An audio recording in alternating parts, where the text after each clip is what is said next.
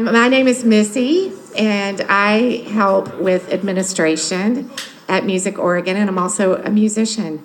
And we're really excited about our panel tonight. And before we get started, raise your hand if you're a musician. Raise your hand if you do other things and you're a musician. Yay! You're our audience. How many people are here from a music business? Maybe you're also a musician and you do some kind of music business. Okay, great. Well, I would like to introduce you to the chairman of our board, whose name is Tim Wilson. And Tim is going to talk to you a little bit about some recent changes with the organization.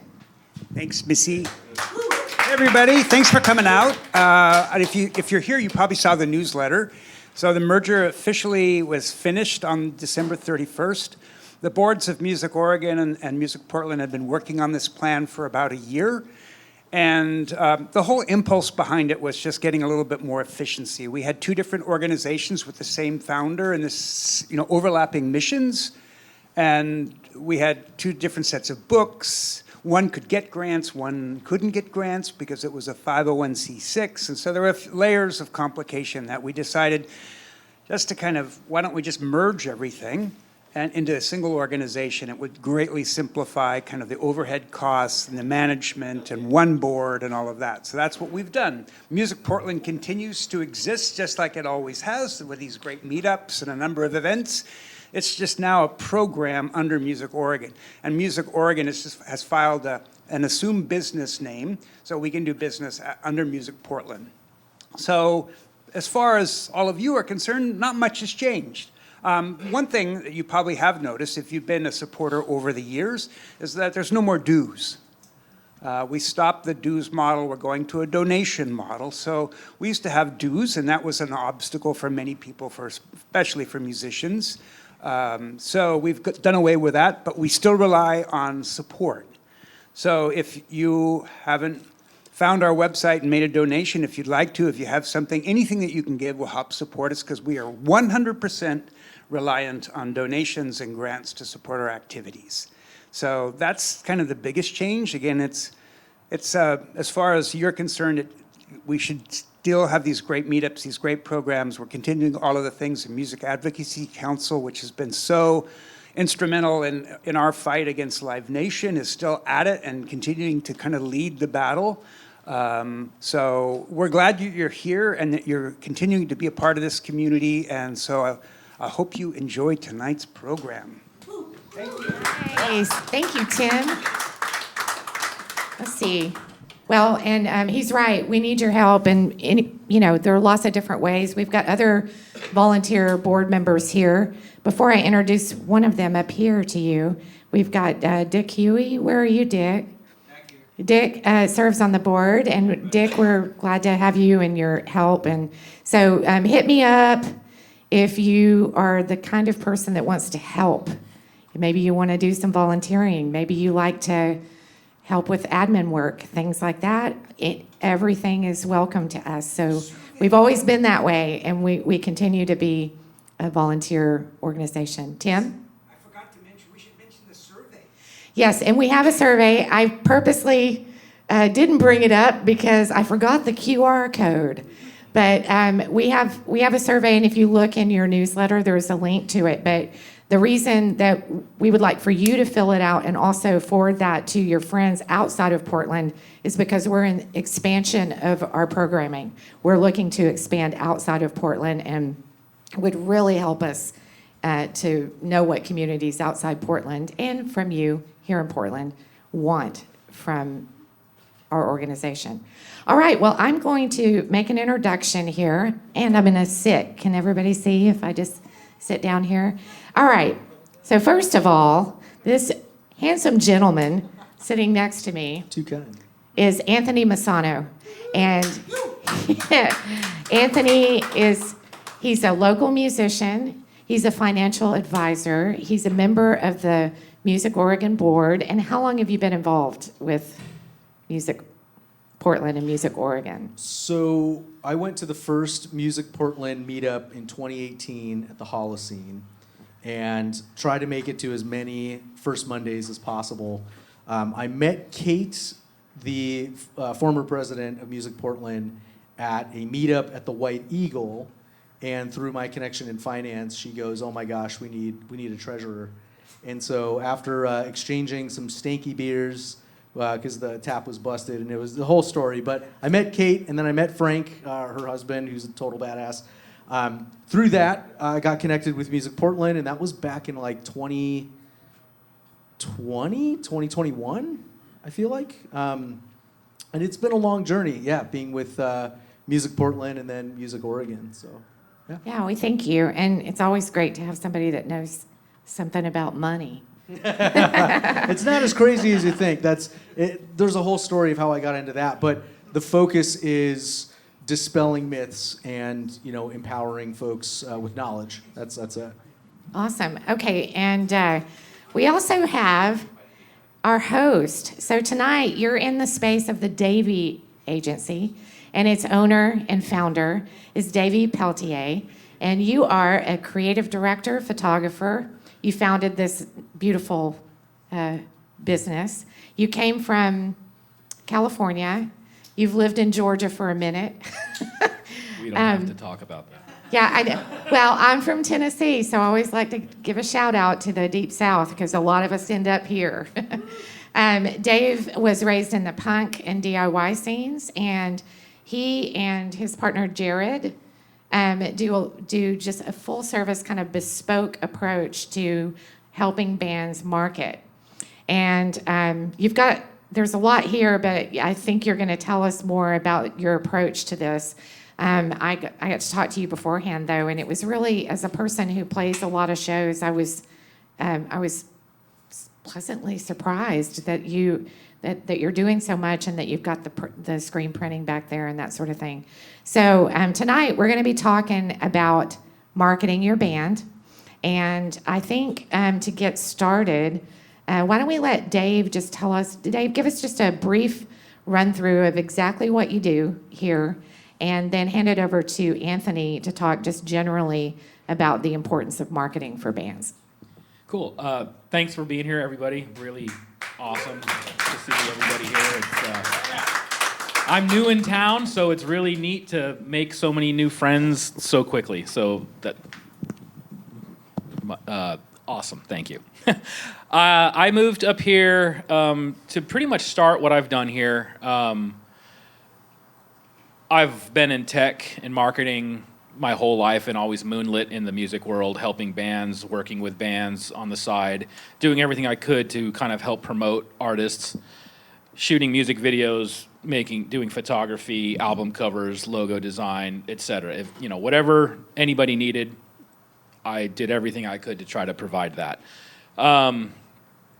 What the idea behind the Davy agency is to continue that, obviously with a team of people. I realized if I really wanted to take it to the next level, I couldn't do it by myself. So I've got a team of about 6 or 7 awesome creatives, marketing engineers, photographers, videographers, cinematographers. We're all kind of really all hands on deck. And the dream is that we all are on the same page we want to do everything we can to help artists continue to be artists. And regardless of your genre, regardless of your style, regardless of anything, as long as you believe in your art, we believe in you.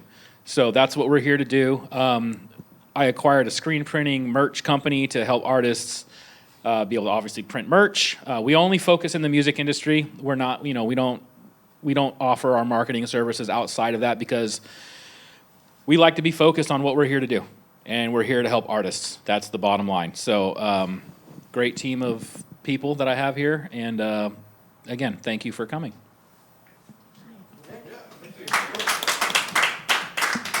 So Anthony, get us started by talking just a little bit. You guys prepped ahead of time, but give us an overview of what you're going to talk about tonight. Specifically, give us bullet points on just why do we need to care about marketing?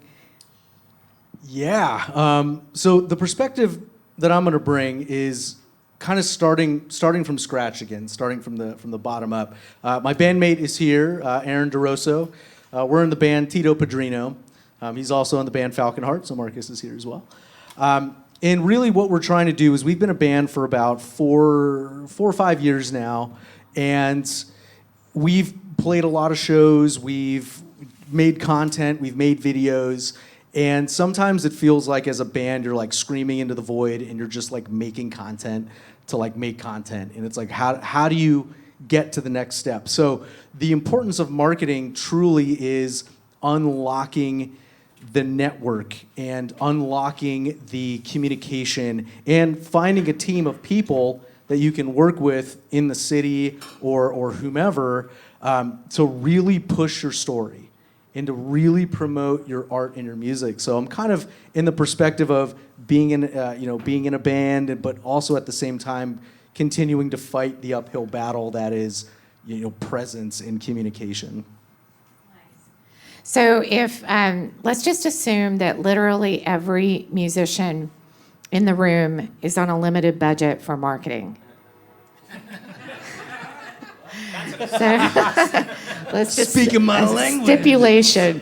So Dave, could you address, just get us started by talking about like the prioritization, like what is the most important component of marketing? And I also, I love that train.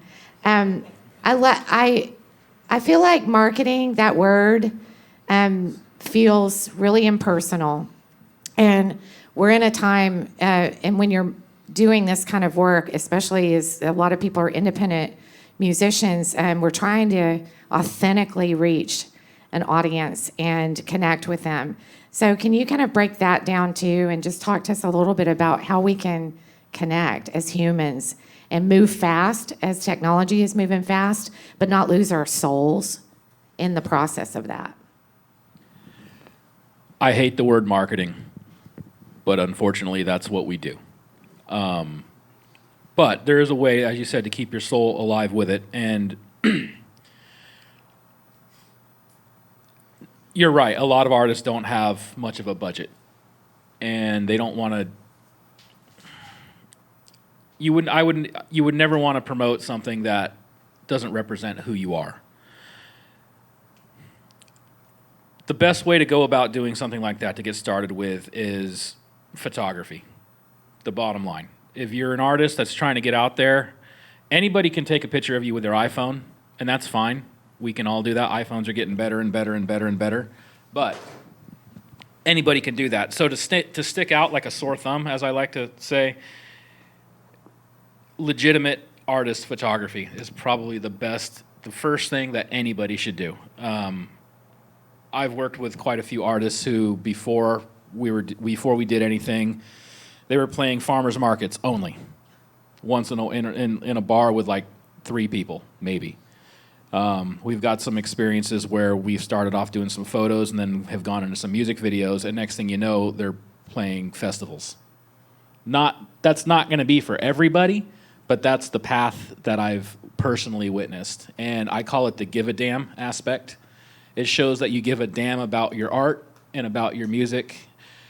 And if you can do that, and you can show a promoter that you've put enough effort into actually giving a damn about what you're doing, then that you're going to stick out like a sore thumb in a flooded sea of emails of people that are trying to get a show somewhere. Do videos come next? I mean, how important is a music video in that whole mix? I would say it's more important than photography, but photography is more affordable. So it's one of those things you start where you need to start. If you have the budget to shoot a music video, go for it. That's great. That's the best way to get started on anything. But they typically kind of go hand in hand, in my experience. That was kind of the approach that we took video-wise with Tito Padrino, was we want people to see what you're going to see at a live show. And I think the ability to storytell through video is so impactful. So that was one of the first things that we did. And I think it's helped us in terms of getting shows and showing that we give a damn, because you need a team of people and you need a second set of eyeballs to view your art and to say, let's actually film this instead, or actually let's change this quick aesthetic. So I agree that like the photos mean so much, the videos mean so much.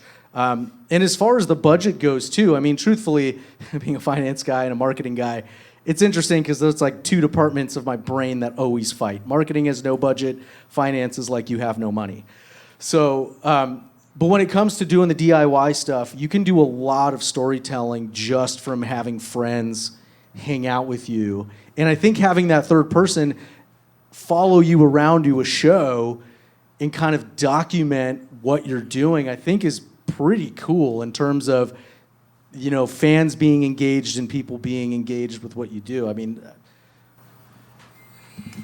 I agree with that. I have not a counterpoint, but I think to be able to create some sort of a world is very important. Some sort of a vibe.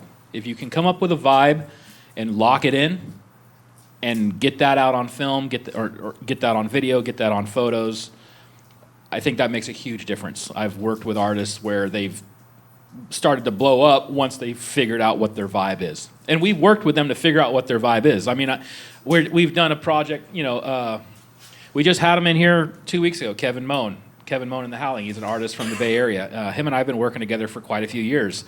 The very first thing I did when I started photographing him and shooting him is, and he's a cool dude, he's a good-looking dude, he's got a vibe and everything, but the very first thing I did is I took my sunglasses and I put them on his face. Now you don't see a picture of him without these Ray-Bans. And I don't know what it did, it just transformed who he is. And people picked up on it. He's rock and roll. He's a rock and roll guy.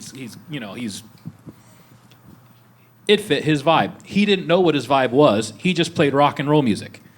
And he's just this dude, he's a construction worker and he plays rock and roll. And I'm like, and he wears a leopard shirt, but I'm like, you need some sunglasses. And I put those on and it instantly transformed him into a rock star. So just things like that, if you can pick up and figure out what your vibe is going to be, work with somebody who can help you figure out what your vibe is and what your look is, then that's huge as well. And I think you're hitting a really good point about the importance of opening yourself up to the observation of another creative. And that's not, that can be your friend. But, my own experience has been that I'll have an idea of who we are, but we're so far inside it. And inviting, I found this great photographer recently, and he just specializes in black and white. He's so good. And Eric Patton, if you have heard of him. And he brought a completely, like I knew kind of what we wanted to do, but he saw something that was entirely deeper than what I could have imagined because, you're insecure. We're artists. So I love what you're saying about, like, it's not just sunglasses, it's just someone else being able to see you in a way that you can't imagine yourself. What about, so if you were prioritizing photography and you're recognizing also that it's really a challenge to make live video, what would be your next step if you're really trying to at least have great photography on your website and a music video? Because I don't know, I think it's difficult to do a live music video when you're playing live. You already said it, actually. The next priority is to actually have a website. Okay. That's creating part of your world. In other words, everybody's on Instagram. Again, everybody's on Instagram. Everybody's on TikTok. And that stuff is very important. Everybody needs to have it. Unfortunately, that's the world we live in. Again, you stick out like a sore thumb if you give a damn and go the extra mile. It's not hard to build a website these days. People hire us to do it all the time. But I've also people that can't afford it, or they can't, they don't have the budget for it or whatever. I have no problem sharing the knowledge, and I will send people links to how to do it on Squarespace. It's not hard to build a website in Squarespace these days. Again, spend a half a day, watch some YouTube videos, do something basic. Just get it out there, show that you're doing it. And that makes a huge difference because, like I said, everybody's on Instagram, everybody's on all these free social media websites, and that's fine. You got to have it. But if you go that extra mile, it's not even that long of a mile. It's a pretty quick jump. to just be able to jump on there and spend a day or two working on a website and getting that up. It's about building your world. That's what it all boils down to. All of it. Build a world and and invite people into it. So I feel that bio writing is a real hard thing for artists to do for themselves. Talk about that a little. I've done scenarios. Well, I put out a record during COVID, and I can write about other people all day long. I can't write about myself. I'm terrible. I sound like a jerk, or I'm like, I'm afraid I'm going to sound too into my. I don't even know how to. I just don't feel comfortable saying, oh well, so and so myself is da da da. That's cheesy. I don't like doing that about myself. I can do it for other people all day long, not for myself. Everybody's got a friend who can write something about them. I happen to have a really great friend that I said, hey, Aaron, can you write a bio? You've known me 25, 30 years at this point. You've followed me through all of my artistic and creative pursuits. Listen to my album. Can you write something about it? Absolutely. A day later, I got back the most amazing thing. I'm like, holy cow, you really think I'm cool? And that's cool, thank you, kind of thing, But everyone's got a friend that can do that. So ask your friends. If you don't have the money for a copywriter or things like that, ask your friends. That's my take. I think that's really refreshing to hear, because it's being in a band now where you have to be all roles. You have to be the creative, you have to be your A&R, you have to be your promoter, you have to be the label, you have to be the engineer, you have to be the mixer, you have to do all these things, and it's sometimes falling into that rut of I have to do it all alone is an easy trap to get into. So what I'm hearing is that it's observation from other people is critical, and that being open to that is really important, because you get that second set of eyes.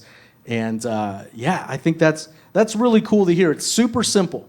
It is super simple, but there's impact to that, and I think that's cool. Well, to me, it's about letting go of the ego a little bit, because we're all artists. You kind of have to have a little bit of an ego to get up on stage and to put a record out. You got to think, okay, I'm cool enough to do this. What I did is cool enough to do this. So you kind of have to let that go a little bit. I look at, like, one of my favorite records is the Fragile by 9 Inch Nails, right? That's a kick-ass record. That guy, Reznor, had 50 songs or something like that, and I think he had, I can't even remember the guy's name now, but the guy who put The Wall together for Pink Floyd, he said, can you come in here and figure out what to do with all these songs? And the guy came in and he spent 2 weeks listening to all of it, and he said, okay, this song goes from start to, from the first song to the last song. It's like, let your ego go. Let somebody else hear it. Let somebody else look at it. Let them, and the same guy who wrote my bio for me back in the day, I sent him all the tracks. I sent him like 10 different versions of my track list when I put a record out. And he came back, he's like, give them all to me, and he put it all together, and it was the best. It was better. Because I just was like, here, I don't know what to do with this. Here's a bunch of songs that I wrote during 10 years of my life that, it all kind of coincides, but does it really? Because it's 10 years of art together. And it felt fluid by the time I let somebody else do it. So the biggest thing is let go. Let go and let somebody else help you. I think there's an awesome opportunity here with Music Oregon and Music Portland, where as we're meeting other musicians and other artists, I think this is an awesome opportunity tonight to share your art with other people and invite that conversation and say, hey, if you had to write a bio, or if you had to give me a quick little snippet of what my band sounds like to you or what I am to you, would you do that? I think that would open up some cool conversations, and I don't know, we each get to see our art in a different light, and that truthfully is a really big part of the community, and so I kind of submit that to everybody, because I'm going to wind up doing that for our tunes and our music. So that's really cool to hear that, because it's easy to get into the trap of your own head, your own ego. You got to do it all because you got to do it all. And if you don't have a label and all the team behind you, you got to do it solo. But truly, you don't. Well, that's a good segue, because we've got a mic set up over here. John, you could move it out if you wanted to. Hey, let's say thank you to John Baker for doing the sound tonight. Okay.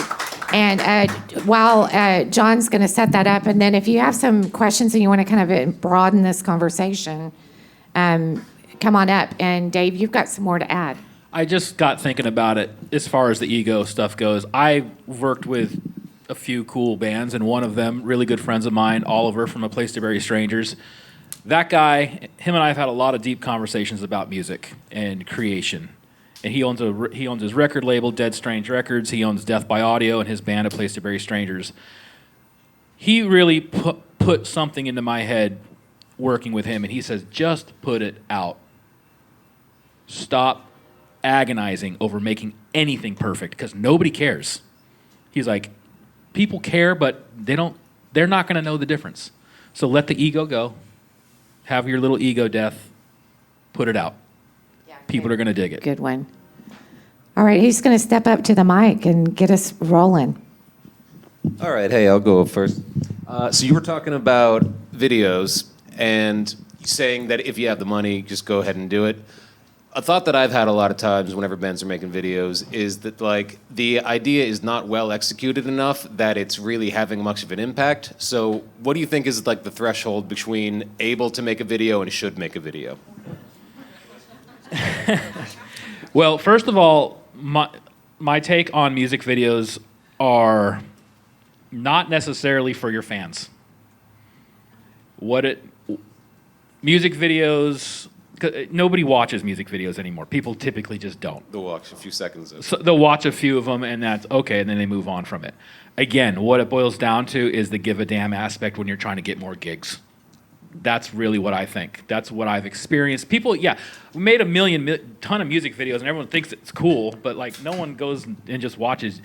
No one's like us. We sit and watch music videos all day because that's what we do. We love it.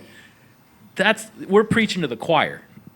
But what it boils down to with that stuff is the biggest benefit of doing a music video is showing a promoter that you give a damn about your art. And if you don't have a lot of money, there's a lot of great ways to do it without... This iPhone right here is freaking amazing. I can shoot raw, Blackmagic raw on this whole thing, and it looks fantastic. Yeah, you don't get that bokeh that, a DSLR or a cinema camera does, but if you watch cinema, nobody's shooting with, like, the blurred out backgrounds. If you look at every beautiful movie like Blade Runner and, Alien and all that stuff, you can see the backgrounds clearly. So it's like this camera phone is awesome. So you can do it. Anybody can do it. Again, it's one of those things. If you can't afford to make a music video, you can learn how to make a music video.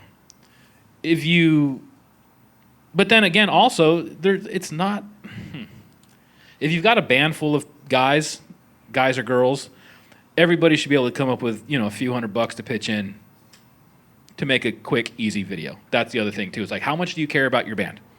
If you don't care about it, then you don't care about it. And I'm not, not bad-mouthing or trashing anybody for not being able to come up with that. But it's about what's important to you. And it's also the idea and the nugget of the idea. And, like, how do you, like, do you just need to make a video to make a video, or, like, should it be something that's going to be worth receiving? I mean, you were just talking about Oliver suggesting that just put something out. It doesn't need to be perfect. But a video should probably have something that's at least on surface level a bit more easy to connect to. Yeah, I'll kind of jump in. Like for Tito Padrino, when we first started, it was exactly, we need people just to see who we are. Like and it's potato quality as far as the video goes, or as far as the audio goes. The video was awesome. Thanks, Aaron. But we focused on, like, a cool background, and we made sure that we both were in frame, and then we just shot, I think it was like 2 or 3 songs, like the first couple of songs that we made, and we just posted them on YouTube. And it was sort of this, like, ego blow of, oh, it's not produced, and it's not this shiny package. But it kind of was like, you know what, screw it, like punk rock, throw it in the ether, let's just get it out there and see what happens. And then naturally it became, hey, we can do like 2 cameras now. Like, we got enough phones. Let's get 2 angles. And then Aaron will painstakingly take a long time doing the editing. Thank you, Aaron. I'm giving him so much praise because he's like the brains and the workhorse. But the point is, get it captured so people can see you and they can see your aesthetic. And as you continue to create, you're starting to refine. Because then what we did is we said, hey, let's continue to do the music video of us playing live. We're not big fans of the plot music video, which I think is a lot of fun to watch, but we are of that MTV generation where, you watch Beastie Boys Sabotage and, I want to slide across a car and have a cool mustache. It took me 39 years to grow, but the whole point is get it out and then get to the next one. And then you'll find the next thing that you want to improve on. And then we wound up shooting video at Cooper Mountain Sound, this really cool A-frame cabin out in Hillsboro, kind of this hidden gem. And then we spent a weekend, we brought our own gear, and we hired a videographer at that point. We pooled our money together because it was sort of like, hey, we want to take this to the next level. We got some money we could scrap together. Let's pay the videographer. Let's do, I think it was like three songs. And that was it. It wasn't a plot video. It was just, here's what we look like live. And then we had the ability to go back and refine, did some vocal overdubs, did some bass overdubs, little polishing things. But the moral of the story is just get it out. People should see you. People should know you exist.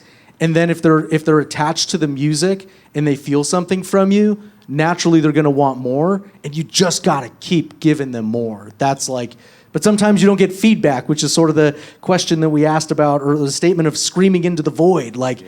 Does anybody hear me? Does anybody know I exist? And the truth is, yeah, someone's out there. You just got to show up for them, and they'll show up for you. I want to add something. So bookers, if you're trying to play live, bookers care about a video. And they probably don't watch the whole thing. They don't have time for it. But one way, if you do a video, one little tip is when you record a song, you can have somebody videotape you recording the song. So that if you're going to spend the money on releasing music, pay a little money to someone to videotape you making the music. And then you can say, this is the making of that song, and it becomes your video. And the great news about that is if you're doing it Mojo Holler did that recently, and we made a music video and a song and a making of the music video and the song all in one day, and we got 3 things out of it. And we did it in a really nice studio so that there was no ambient noise. Like the problem with live recording sometimes is you've got glasses tinkling in the background, and it can really mess up your mix. A train. But yeah, and I mean some of that can be kind of cool actually to just have it be imperfect, but just look for, I will tell you that I hate the whole concept of video. I got my face waxed the day before thinking that it would look really good, and it puffed up and swelled up. And, I hate looking at that video, but it made a difference in our booking. I know for a fact that it did, because I can see the engagement, and I know who's engaging by just kind of checking it out, and bookers care. So That is a good phone. Yeah. All right, well, thank you for your thoughts. Yeah, thank you, Philip. Thanks for coming, man, asking the question. If I could just kind of piggyback off of what we're all talking about here, I want to, if Davy, you could talk a little bit more to what we were talking about, music video with a plot versus live performance video, which we're kind of all, you're saying music video, but I feel like they really are very much 2 different things. And as you were just saying, if you're making a music video, maybe we are just doing it a little bit more for ourselves these days. But do you think that it is kind of a better move, first and foremost, to have that live content if you're trying to book festivals, if you're trying to put yourself out there in a real way, like Anthony was saying with Tito Padrino, Aaron, to bring Aaron back into the conversation. Him and I play in a folk rock band, Falconheart. We did pretty much the exact same thing. And we did that surrounding an album release, and I feel like we've had lots of success with the live music aspect of it, the live performance, whether that's mixed with some overdubbing and stuff like that. That's up to the person, I feel like. But having that versus, I would like to hear your opinion on that versus music videos, and then also a second part of it is wondering about short form content is such seems to be such an important part of the social media conversation, website stuff, and all of that. And is that something that you guys do here at the Davy Agency as well? We sure do all that, yeah. Your first question, I'm going to try to keep it straight. I think it depends. I think it depends on who you are as a band. I think it depends. That's going to be a strategy discussion. Like, what's your strategy going to be? I tend to lean towards more of a legitimate music video first to get the gigs. And if you're going to do a live music video, you better damn well make sure it looks good. And sounds good. And sounds good. So that's a thing. It's an art to create a live music video that looks good. I think it's easier, personally, when you're starting out, to make a story-driven music video that looks good with less experience doing it. Okay? My take on that, and maybe I'm off the wall on this, is just what I've experienced, but my take on that is, again, it shows a little bit more of a give a damn. And I think promoters like that. Because, again, everybody can shove an iPhone on a tripod and record themselves playing a gig. If that's what you're going to do, I don't necessarily think that's the right move to make. Agreed. Sorry to cut in here, but Yeah. I'm talking more about like higher quality, edited, professionally done, live performance music video. Like I said, maybe there's a little bit of overdubbing there to make it a little bit more, give it a little bit more of a zhuzh. I think it's important to do that. Yeah. I think if a band came to me tomorrow and said, "Dave, we want to launch this project and we want your help with it. What do you think we should do? Here's our ideas." I would probably likely say, let's start with an actual story-driven music video. Let's get that out there. Let's get you some like really cool gigs based on that. And then once we get those really cool gigs, we can go and we can film those really cool gigs and do it well. But that's where I say, if you don't have, perfect example, Kevin, who I've done a lot of stuff with, he didn't have any ability to make really cool live music videos because, like I said, he was playing at farmers markets. Like, that's not cool looking. I mean, it's cool, like it's great, good. I'm not bad mouthing that because that's what we have to do sometimes. For sure. Just to be clear, what I'm actually talking about is more of the curated, rather than live performance at a concert venue, a like controlled environment of recording at some place like Cooper Mountain Sound or I your see. home studio, where you're, we've done our Tiny Desk concert submission videos there, or Cooper Mountain Sound is such a beautiful place to be able to do, where it's like you're in high control of that. It's not just the live performance. That's what I'm specifically speaking I get to. it. I understand what sorry for the No, okay. misunderstanding. I still think a concept video is more important than that. Yeah. Because, again, it shows a little bit. Not that I'm saying the other thing is not a giving a damn. Sure. What I'm saying is it shows that you're building a world. I think world building is the most important thing. Storytelling. On a deeper Storytelling and level. world building and Yeah. building your identity and showing that, hey, we're something new, we're something different. These are music. We're all musicians and we're all visual people along with it too. So it's like that all has to come together. Let's show all that off together. Like, if I don't really know a lot of musicians who don't have a pretty good eye for art. Right. And I'm like, you've written these beautiful songs. We can figure out how to make some kind of a story out of that. And to me, it's an extension of the song itself. And the artist's story. The artist's story. It's like, how does the artist want to present themselves and portray themselves? I 100% think all of it is important, but building a world and building an environment, like it's make believe, it's fantasy, it's magic. We're all a little delusional. We're to all, do this, you know what? right? Yeah. You can't do what we do without believing in magic a little bit. And I think an actual music video that builds a story and a world, it helps and adds to the magic. You just sold me on that a little Okay. bit more than I was, for sure. So well That's done. my answer. Okay, thank Final you. answer. So you guys also do offer short form content, because I feel like that's something that we are kind of an age hovering around 40, where we're trying to figure out the content creation. But like you were saying, Anthony, everybody's doing everything, and we're wearing all the hats. It's and exhausting. It is very exhausting, and it's really, really hard to try to do that and like capture, curate, and then put out in a proper form or fashion that short form content. So I feel like for us, that's something that we've been seriously considering, looking at, and weighing and in putting our money into, and getting help with that. So that is something that you guys offer. We do that, and another one of the benefits of, okay, say you're shooting a legitimate music video. Behind the scenes footage is huge. Right. It's like you're getting, double your money, double your fun kind of thing. It's like twice the fun for half the money. I don't know. You know what I'm trying to say. I do.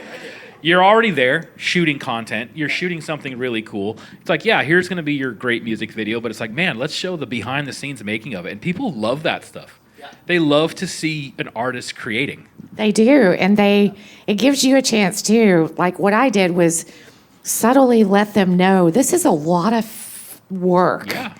I mean, this is a lot of money. It's a lot of work. You can swear in here. Let us exactly. I mean, when our making a video, I kept saying, we just want you to know just what goes into when you're listening to a song or you're watching a video, like what exactly that means. And anyway, I don't know that video actually gets a ton of hits, but it's there if they want it. Did it get you any gigs? Oh yeah, no, Well, the music video itself that we were walking around and doing, more of the story. That one's been great. I mean, it's just there's no doubt. I probably would want to check and see how long people stick with it. But like you said, it's like CDs.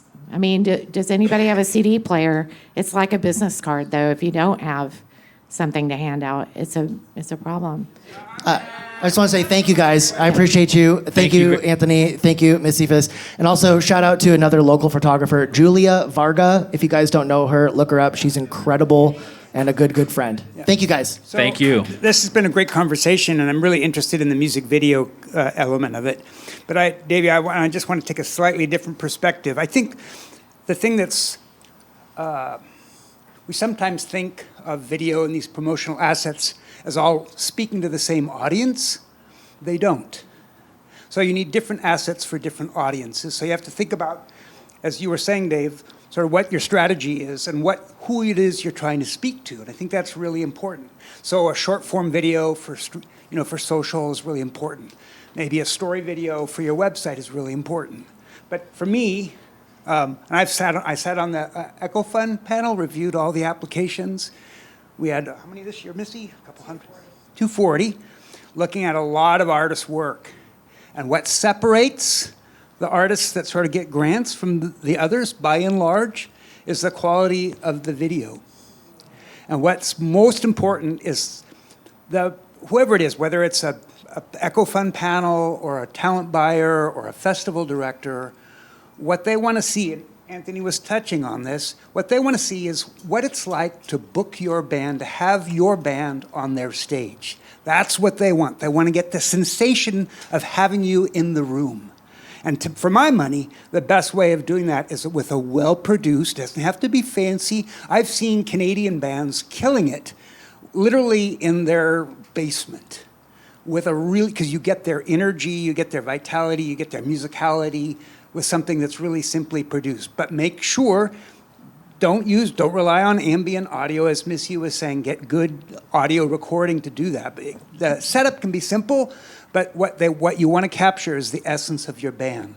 And to me, live video is where it's at. But just keep in mind, that going back to the first point, is just like, what's the audience that you're trying to reach with this asset? And think about that. I do agree completely that photography is so important, because it says to the presenter that you know how to help them market your work to their audience. It's sort of you understand the audience. By a good promotional photo, you understand the audience, and they can rely on that, and so you make their job easier and then more inclined to book you. There. So that's awesome, Tim. Yep. Especially just hearing that from a musician standpoint of like, how do you get the eyeballs on you? Here's what I'm picking up kind of in recap is step outside of yourself, ask for help, ask for a second set of eyeballs just to what do I sound like? What is like what does my art look like to you? It takes a team of people to put it together, whether it's a team of 3 or a team of 10. And that's kind of the beauty too of being at these meetups is like, please like meet engineers and meet designers and meet mixers and all that. Because truthfully, like that's what we want to instill is like, I'm hearing it's okay to ask for help. It's okay to step outside of your comfort zone and do a plot-driven music video because it may be for a different audience, and it's for you, but it's also for whoever wants to connect with that. I'm hearing that you can do like I'm hearing that you just gotta take the next step and just do the thing and be photographed and play, ask for shows and like, I one thing I was writing down prior to our meetup was just asking myself, what do I like about this band? What do I like about this video? What do I like about this aesthetic? And I think that's like stepping outside of yourself for the sake of refining your art. Anybody else want to add to the conversation? Yeah, come on up, Ben. Ben is one of the tallest people here tonight. We talk about that. I love tall people. David's back there. Hi, David. Yeah, we got some others back there. Yeah.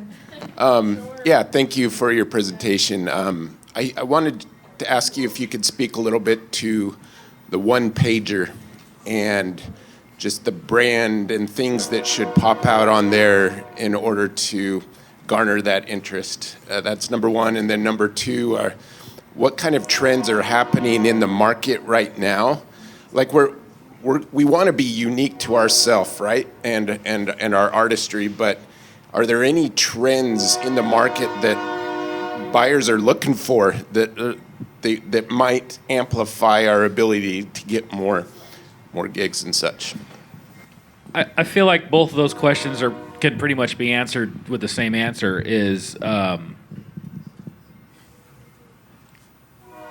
great photos, do a few, get 5 or 6 kick-ass photos on your one page. 2 or 3 songs, you can have them streaming. You can put Spotify and all that on there, but it's like, just make it, you can do it, it's like a free plugin you can do on, like from SoundCloud right onto your website. You can put that, 2 or 3 songs from SoundCloud right on there, a quick bio, and if you have a music video, that's all it needs. If all you got time and money for is for one quick little page like that, that's all you need to do. And then obviously, contact info and things like that and how to get in there. Additionally, if you have done it, a branding kit. Like, what's your logo? What fonts do you want to use? I mean, that's just, it maybe work with somebody to try to figure that stuff out, how you're going to present yourself. Because, I mean, we do scenarios where it's like, if a band is going to be playing a bunch of shows, it's like, well, here's a bunch of posters, or here's a poster that we've designed, and here's the area where they can put the info, just send it to the promoter. Promoters love that. They don't want to work. Promoters do not want to work. We all know that. They want the money, but they don't want to do a lot of promoters don't want to do any of the work for it. So if we make their job easier, and then it also allows you to kind of create your own world and control your own world, do it. That's the biggest thing. So if you have a single page for that. See, I mean, I brought a one-pager right here, right? Okay. I want someone to look at it and say, boom, that's great, that's bad, whatever it needs to be, right? But you mentioned some of the things on there, and it literally is, 1 8.5 by 11 page. And, it's not a web page that might extend down to here, but it's something that you can give to someone, right? Do you have a web page? You have Yeah, you have a QR code on there? yes. Okay, well, so that's great. Hand that out. Do the QR code and link it to your music video or some of your songs. Something like that. It's like, as long as the one page, digitally or analog, it's the same. You got to have those main elements on there, and then have a place for them to go to download all the crap that you want them to download to put on the flyer or whatever. And that's the bottom line. I think it applies, not crap, but I think it applies across the board, whether digitally or on a piece of paper. Those are the main things you need to have. Okay. Yeah. That's my take on it anyway. Thank you. And anything regarding current trends right now in the market that we might want to tweak our message to? And that's it. Thank you. I Thanks, think Dan. that's going to depend on who you are as an artist, realistically. I think that the biggest, I do think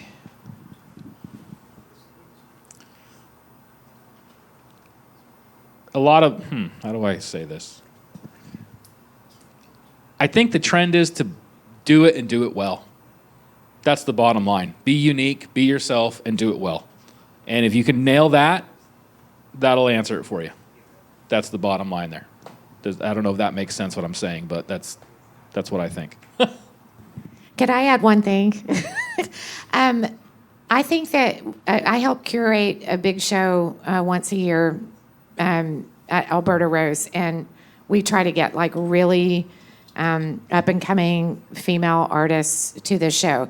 And over, I can't find an email address. Like everybody is really Instagram focused, and I guess I just want to say that, like, don't forget that a lot of times bookers are older people like me, that I don't want to go through and try to instant message Make your job people. easy. Yeah. So, like, just have an email address. It really does help. Any other questions back there? Okay, come on up. Well, hi, guys. My name's Clancy. I am maybe not in the same boat as everybody in that I'm a digital music producer and a DJ of sorts. My question is this. What is the benefits, or would you say that there's much benefit in purchasing, say, your own domain name, so that way you have your own email address, at a certain domain address? Or is the practice of still having a Gmail address as your booking address and as your band address and all these other things does that still play? I'll just say one thing. I've said it 20 times already tonight. Give a damn. Stick out like a sore thumb. If you do that, it's not that expensive to do that stuff at all. It's not hard to figure out how to do that stuff. Yeah. It shows you give a damn, and that's important. Thank you. I would say, it's definitely the next step. I mean, we have a Gmail account, and aesthetically and business-wise, it just seems more suited up to have a at TitoPadrino.com or wherever. So I would say aesthetically, it kind of, it's just that next step. One thing that a phrase that pops into my head often about the idea of like giving a damn is that if something's important to you, you'll find a way to do it.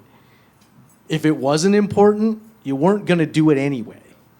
So kind of realigning with that, what is the next step? What's the next thing that could get me, as small as it might be, to have, the better email.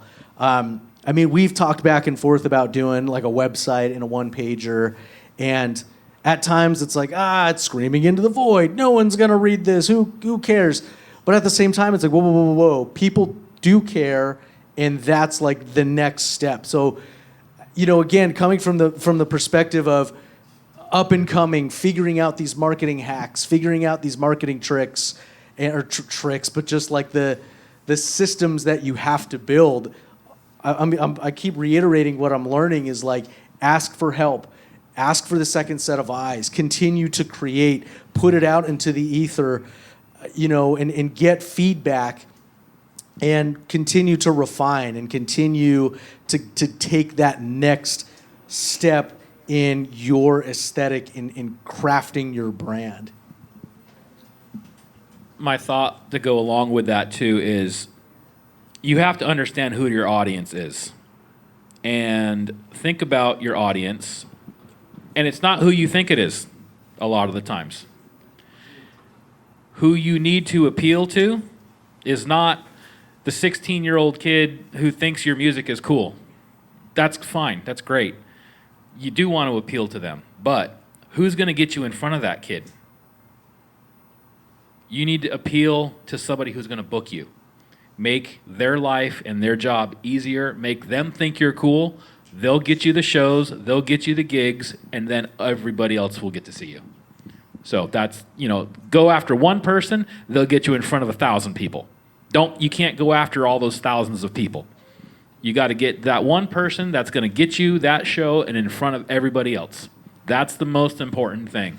And that's what we're talking about as far as make sure you got an email on there, make sure you got your picture, make sure you've got your bio, make sure you got all that stuff. That should be everybody's priority if you're looking to, expand your career as a musician. Okay, going once. Anybody? Okay, awesome. Hey. So I'm hearing keep refining, keep taking it to the next level, and I'm also hearing just put it out. So we were lucky enough to win the Echo Fund grant last year, and we were able to put out a really cool, expensive music video that is slick as hell. Do we have to top that if we want to put something else out? Are we always going to be fighting that, or is it a bad thing to take a step back just because of resources? I think if you continue to show up, then you're showing your audience and you're proving to yourselves that you're continuing to do the work. Part of me is like, part of me thinks, man, can we top this? And you maybe not, but don't let that stop you. Like, don't let that, no shame in the therapy game, don't let that head trash, stop you from continuing to create, because maybe the next video you make may not be as aesthetically clean and all this, but it still shows that you're showing up. And it still shows that you're putting music out. And who knows, maybe the video after that or the video after that one, you've proven that you've created something that is top-notch and awesome. And now, as Davy is saying, like, it's worth a damn. Like, you put in the energy and, like, that's there, but you're still showing up. And then people will see, oh my gosh, that video is rad. And now I'm liking the more music that's coming out. Oh, they have another video. Whoa, this is kind of a cool aesthetic. It's different, so what? Like, I think don't get in your own way. Continue to do it, because why not, right? Like, put it out there. And as you refine, you might get other ideas, and the budget might grow based on the people who are following and buying your merch and going to your shows and all that stuff. So I hope that helps. Yeah. It's just tough to sort of put those two ideas together. Keep doing stuff, but like keep stepping it up. Yeah, I think it's just like the idea of you can't stop. Like, don't get in your own way. You know what I mean? Like, just if it's worth creating, create it and put it out in the world. And if there's an opportunity to redo the tune because you have a different idea or a bigger budget, all right, go back and do it. Like, if it's a great song, it's a great song, whether you're singing singing by yourself or you're, in this crazy arena playing the show. Like, if the song is good, the song is good, and people will connect with it just through that magnetism. And also, what is leveling up? Because once I fall in love with a band and then I see them do something really intimate, because I'm really all about, like, how do we connect and how can I, really know the audience that I'm singing to and that I'm playing for.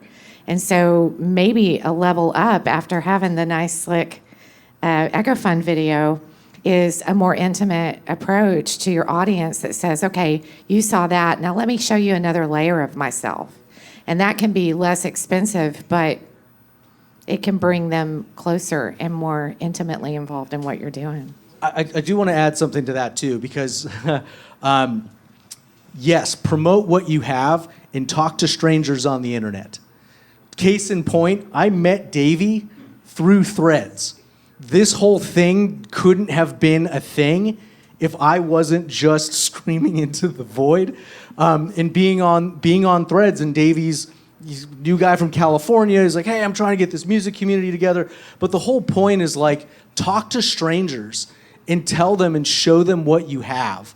And it truthfully doesn't matter follower count. We're at 99. So please follow us on Threads. Please get us over 100. That'd be cool. Shameless plug. But the idea is, like, tell people what you have so more people can see it. And then you meet really cool people along the way that help promote and project your message. So I guess what I'm saying is, like, don't give up on what you have or put it aside because you made it. It's still cool.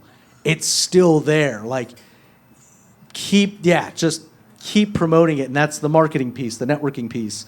Like, yeah, just You never know. You literally never know. Seriously, it is the goofiest platform. Just talk to anybody. You talk to anybody.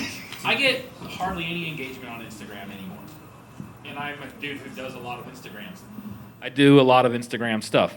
I still get engagement, but Threads, it's like I can just, I don't even know, come up with the dumbest question, and I get a ton of engagement. And I've made I just moved here in May, and I have met so many friends and built such an amazing, everybody who works with me now here in Portland, I think I met on Threads. My entire agency, everyone who works with the Davy agency, just about, I think I met on Threads. Is that where I met you? No, where did I meet you at? Oh, no, okay. Thank you, guys. But the person who introduced me to you, I met on Threads. Okay, so there's that. Same with Clancy, the DJ who was here. I met him on Threads. All kinds of people. I just keep meeting amazing, amazing people on Threads because I don't know whatever the algorithm is they're doing differently than what they're doing on Instagram. Same damn company, but it's different. I think that kind of answers the question, too, to what you were asking about in one page. What is the next trend? It Threads. Truthfully is like Threads. But more importantly, it's conversations with people. Like, for example, I think we were kind of talking about, maybe we were talking about this, or I was talking with another gentleman, how his son's band or whatnot has like a really high follower count, but then when they played a show, only like 25 people showed up, right? It's like, but I have thousands and thousands of followers. I think what it comes down to, the trend that will always win out is just conversations with people. Invite people.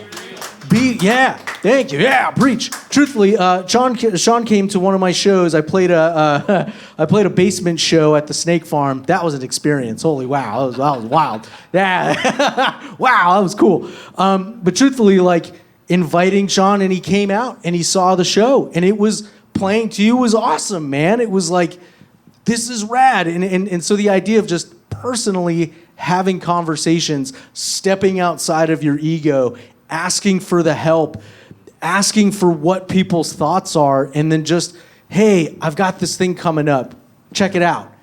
And people like that. So the trend will always be human conversation because the human connection will never be replaced. As much as all the wackiness that's happening, humans will always have this galactic gravity that pulls us together. Let's give him a big hand because that's a really nice way to wrap it up. Davy, thank you so much for hosting us in this great spot. Yes, thank you so much. I love the view. I didn't realize the Portland sign was right there. We want to say thank you to you, all of you, for coming tonight. And remember that our mailing list is one of the best ways. You can follow us on Instagram, MusicOregon and Music Portland. Music Portland's now a program of MusicOregon, so you'll begin to see more content on both of those channels on socials. Tim and Dick and Anthony are all doing big-time volunteer work to make this place, make MusicOregon really grow. So we thank you. Hit me up afterwards if you want to do something to help us and sign up for our mailing list. And now we're just going to have free time so you can play Twister, have another beer if you'd like, and there's a bar next door. So I just want to add just a couple of quick plugs. Stumptown Soundcheck is an awesome podcast that I happen to be the host of now. So check that out. It's about music policy. It's about the happenings and culture here in Portland. So check that. 2, of course, follow us on Instagram and MusicOregon and Music Portland on Instagram. We'd be really rad if we got more subscribers to the YouTube. Steven does an awesome job. Mad shout out to the scientists back here. Records and videos, all of the meetups. Like, there's been such great content and such great panelists over the years that archive is awesome to tap into. So subscribe to the YouTube, and then of course our organization really can't exist without your love and your donations. So, not to bring it down to that level, but to say, hey, it really helps us so we can continue these events. We can continue our statewide outreach. Tim has been an amazing and continues to be an amazing pilot of this ship. Derek, who's not here, Kate, who can't be or isn't here, the other board members that we have, myself, like we are doing our damnedest to keep us all together and to keep the community alive. So thank you for showing up. Continue to show up. Tell your friends. Get everybody in the industry together. Mad shout out to Davy and Finding the Stranger on the internet. We're friends. This is awesome. So yeah, thank you. Thank you, Missy, for, yeah. And anybody, we're doing a YouTube channel here with the Davy Agency. We're doing something called the Bedroom Sessions. If you're in a band and you want to come play and it looks kind of like a tiny desk type vibe in this little bedroom area here, let me know. We'll do a great video for you. It'll go on YouTube. That's what we're really trying to push and promote right now. So let's talk. Thank you, everybody. You guys are amazing.